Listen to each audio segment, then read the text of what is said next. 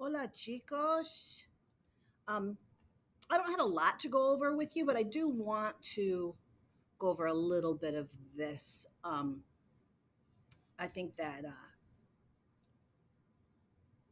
teacher Catalina did a great job. But there were a couple things that I wanted to add just for you. You can see I'm not in my room. I got kicked out.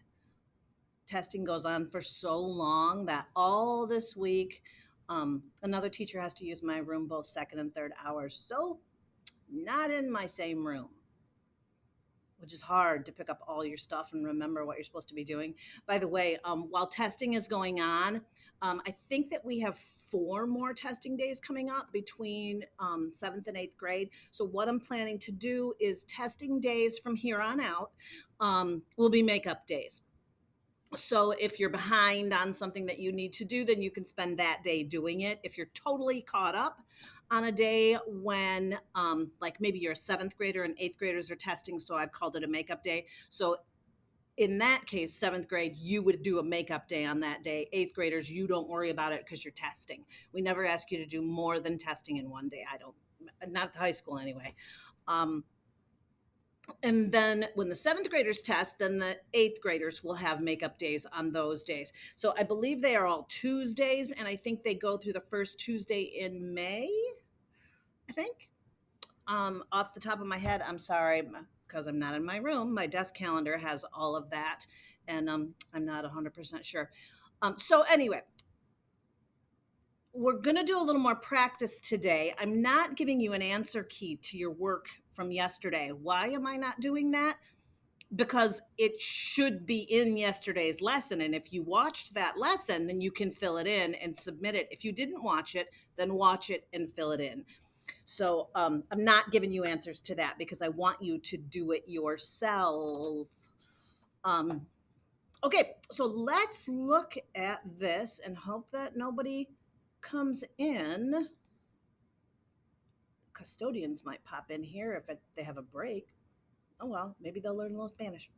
Okay, so comparison of ser and Estar. You've seen these verbs. You saw them early in the year, and you may not remember, but especially ser we did quite a bit with.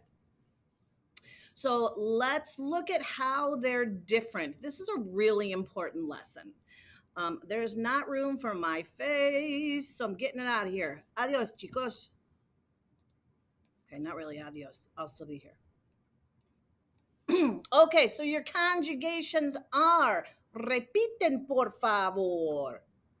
Repiten soy, eres, es, somos, sois, son.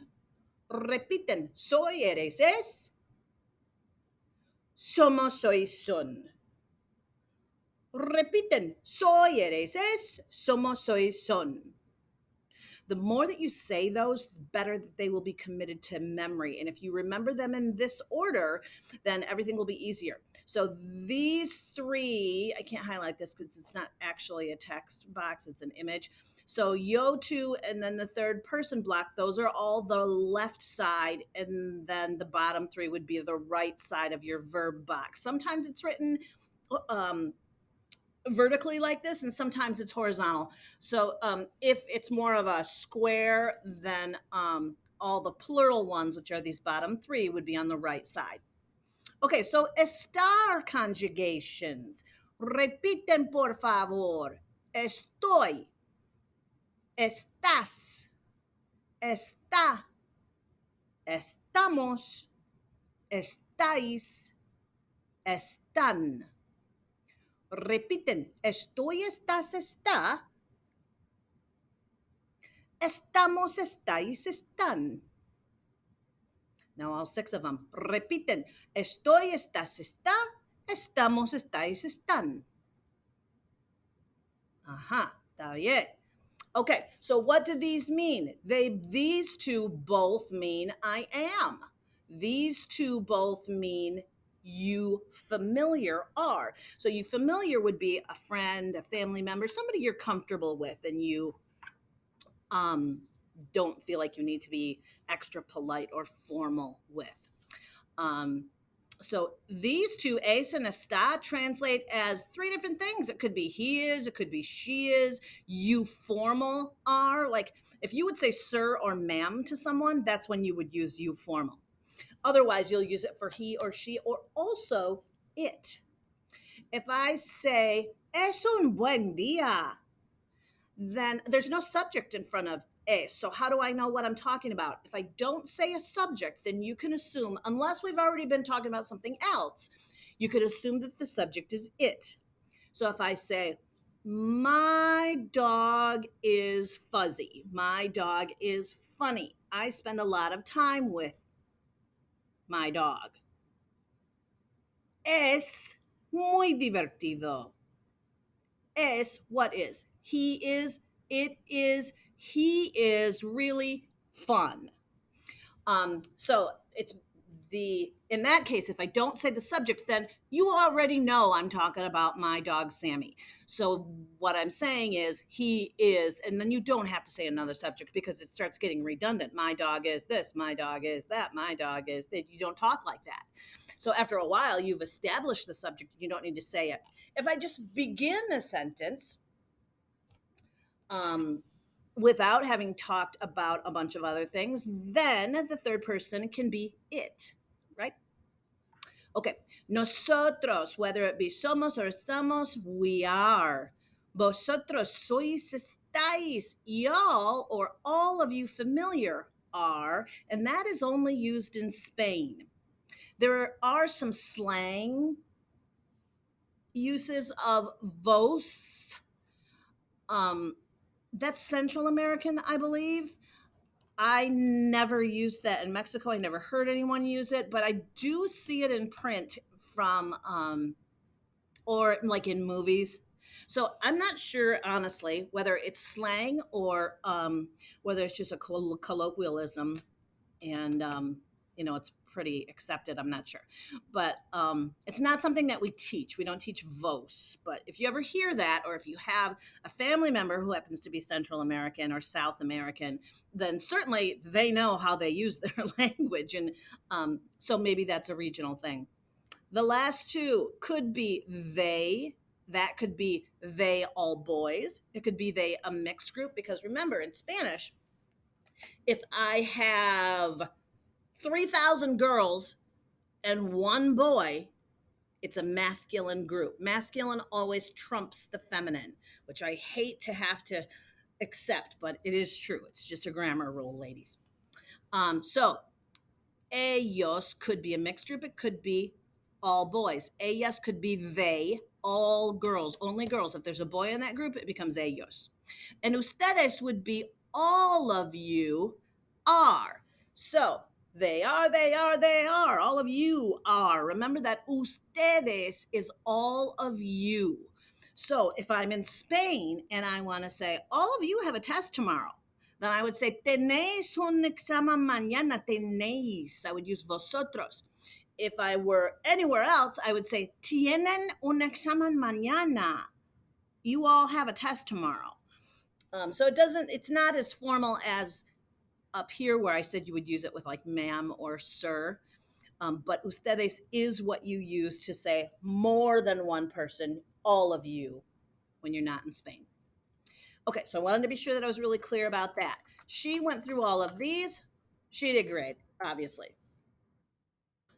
Don't think we need to say more about that. So you can use this as a reference, or you can go back and look at her presentation again, whatever you want to do. I honestly do not care as long as you learn the concept and can use it.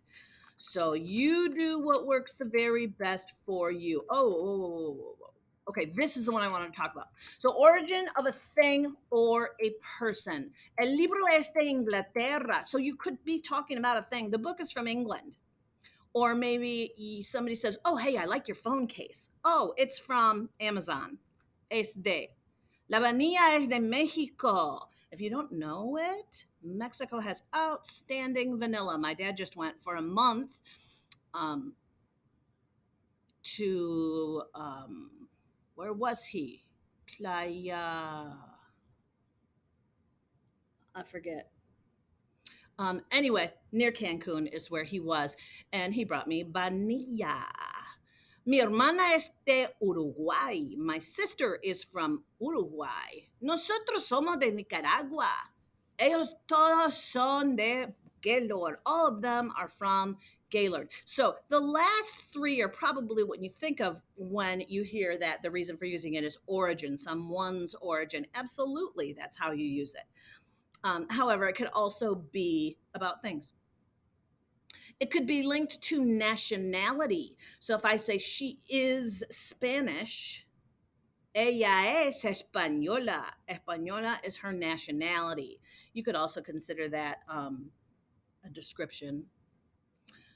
I am not Puerto Rican. When I travel, it's sort of funny to me because I've learned my Spanish from all of the places where I've visited. Where I learned most of it was in Mexico as an exchange student in college and for a summer after I graduated. Anyway, um, since most of my Spanish comes from all different places, apparently that conglomeration of accents that I've learned sounds Puerto Rican. So whenever I travel, they ask me if I'm Puerto Rican. I say, no, no soy puertorriqueña. No soy puertorriqueña. I'm not Puerto Rican. Okay, this is an interesting cultural lesson. We are from the United States. So what's our nationality? We tend to say we're American. Well, realistically, there's North America, South America, Central America. All those people are American. So why don't we say we're North American? Even if we said North American, we still could be talking about Mexico. So, from other people's perspective, it's sort of pompous of us to assume that we are the only Americans. Um, so in Spanish, anyway, they have a nationality. They have a word for our nationality, and the word is estadounidense. Estadounidense. We're United Statesen, sorta. Obviously, we don't have a translation because we say we're American, but a lot of people are American. So in Spanish, that is a cultural faux pas or a mistake, something you should not say. You shouldn't say you're American. You should say soy estadounidense, or you can say soy de Michigan en los Estados Unidos. That's typically what I said. But our nationality in Spanish, estadounidense. Repiten, estadounidense. Uh huh. So if you travel and you don't want to be an arrogant tourist, then you say estadounidense, not americano. Um, Notice, unlike English, Spanish doesn't capitalize days of the week. We don't capitalize months or languages or nationalities or religions or the first word in geographical names. So if I say Northampton or Southampton, even though that's the name, you wouldn't capitalize South. So this goes against everything you've learned in English, but it is the rule for Spanish. So that those words don't need to be capitalized. Okay, so she talked to you about characteristics. I don't think we need to go through this, but obviously you have the presentation if you want to print it, or you could open it in Google Docs and print it from there, or Google Slides, I mean, and then I don't think you'll get the same formatting. If you're going to print it, you're going to want to do plain, change the design to a simpler design. I just want to click through these to make sure that I'm doing everything I wanted to do. I think she covered all this stuff. Do, do, do. As you go through these, you find that there are some words that you don't know. I have a vocab list for you in today's lesson. She did all of this. Oh, position and location. If you want to just remember that it's location, that's absolutely fine. Maybe pla, it's a diphthong, where what that means is two letters that combine to make a sound. So I think position and location absolutely combine to make one very, very similar, if not the same thing. So don't fret too awfully much about that. That was the only other thing I was going to say about Estar, I believe. Let me see. Yep.